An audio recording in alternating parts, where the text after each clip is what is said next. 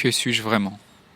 Entre ce que je pense être et ce que tu crois que je suis, entre ce que j'aimerais être et ce que tu aimerais que je sois, entre ce que tu vois de moi, de ce que j'ai, comment je m'habille et ce que tu ressens pour moi, entre mes habitudes et mes valeurs, entre ce que je dis et ce que je fais, que suis-je vraiment?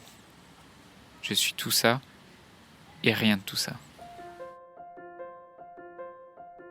Dans un monde où la question de la mort est souvent taboue, où vivre un deuil signifie encore être jugé, provoquer de la gêne, de l'incompréhension, quand ce n'est pas de la pitié, la grande question est celle-ci.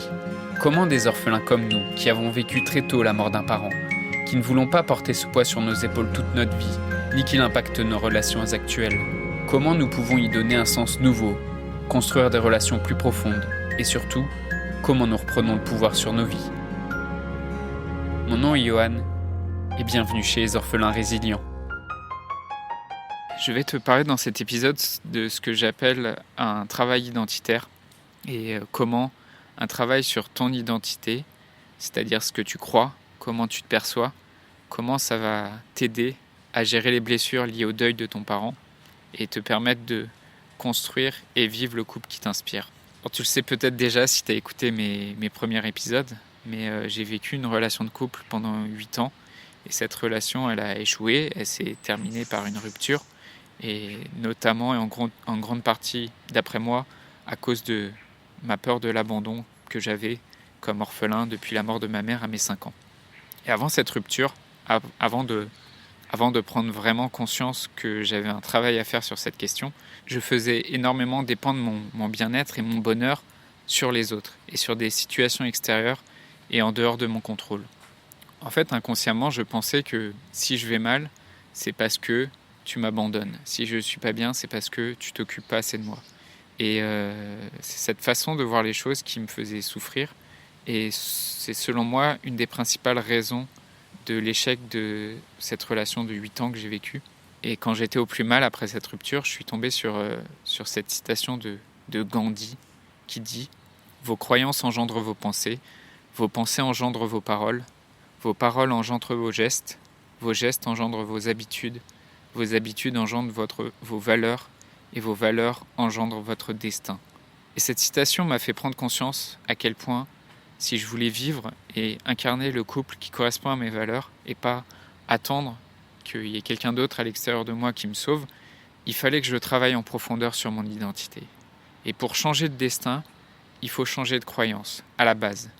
Et ensuite, à partir des croyances, il faut changer chaque brique entre la croyance et tes habitudes pour ensuite que ça se reflète dans ta vie. Et donc, pour changer de destin, pour changer la vie que tu vis, il faut changer concrètement d'identité. C'est ce que j'appelle faire un travail identitaire.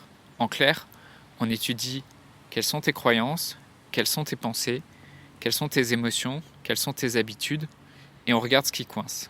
On regarde comment on peut le transformer, comment t'amener de nouvelles idées, comment t'amener de nouvelles croyances qui correspondent plus à aujourd'hui ce que tu as envie de vivre, et tu choisis consciemment de les adopter.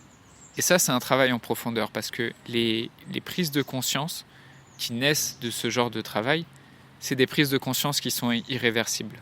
Parce que même si tu peux avoir des vieilles habitudes qui reviennent de temps en temps, la conscience que tu en as, elle ne peut pas disparaître. Donc tu vas toujours te rappeler de ce que tu comprends au niveau de ta conscience, au niveau de tes croyances.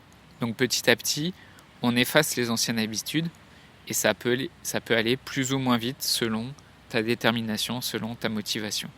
Et l'autre point important que j'ai compris à partir de cette rupture, c'est que pour te transformer, pour transformer ta vie et concrètement pour transformer tes relations, pour transformer le couple que tu vis actuellement, il faut vivre des expériences.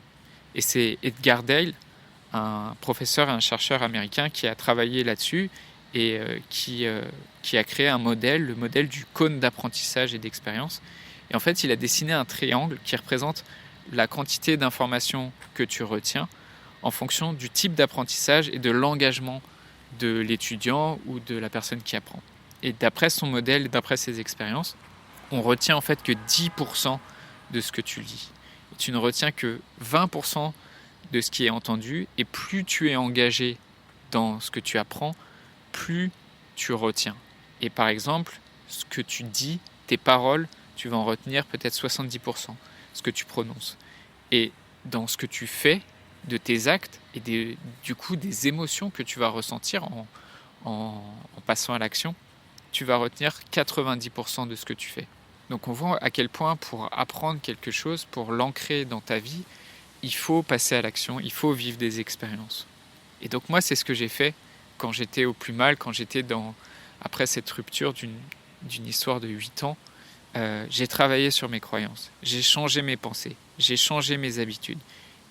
J'ai concrètement transformé ma vie en vivant des expériences, en me mettant en danger, en allant aborder des inconnus que j'aurais pas osé être abordé avant.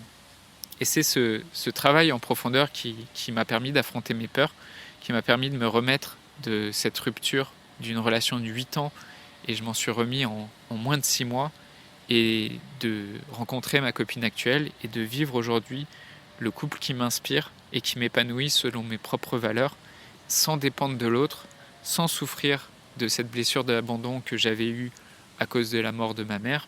Et c'est grâce à cette approche sur l'identité que j'ai appris à reconnaître mes schémas, que j'ai appris à gérer mes émotions, à définir c'était quoi mes valeurs, à prendre aussi les bonnes habitudes. Et ça m'a surtout permis d'être autonome et indépendant et de vivre concrètement le couple qui m'inspire.